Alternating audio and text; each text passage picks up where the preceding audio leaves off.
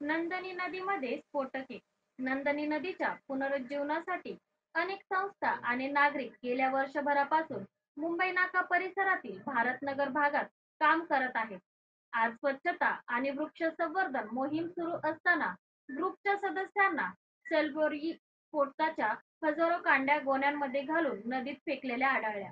या कांड्या काल 30 ऑगस्ट रोजी सायंकाळी 6 वाजता फेकण्यात आल्या, असे स्थानिकांनी सांगितले.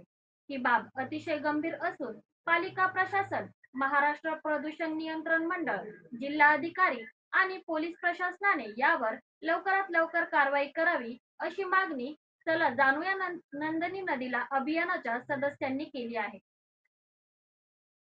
येण्याचा विषय आहे.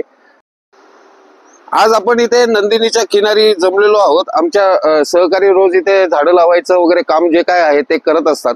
त्यांना सकाळी आढळलं की या नंदिनीच्या किनारी खूप मोठ्या प्रमाणावरती ही स्फोटक आपल्याला म्हणता येईल स्फोट घडवण्यामध्ये जे काही मटेरियल वापरलं जातं त्या अशा कांड्या आहेत त्या, आणि या थोड्या नाही आहेत, हजारोंच्या संख्येने इथे येऊन कोणीतरी डंप केलेले आहेत.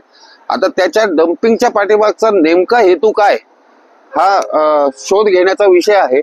आणि याच्यात आम्ही आवाहन असं करतोय की पोलीस कमिशनरांनी, प्रदूषण नियंत्रण मंडळ बोर्डाने आणि नाशिक महानगरपालिकेने ताबडतोब याच्यात लक्ष घालून ना याच्या पाठीमागचा बेसिकली हेतू काय आहे ते शोधून काढणं गरजेचं आहे. डम्पिंग तर केलेलं आहे ते चुकीचंच आहे, परंतु याचा मूळ हेतू काय, आता सगळं कुंभच्या पार्श्वभूमीवर वगैरे आहे ना, याचा नेमका हेतू शोधणं खूप गरजेचं आहे.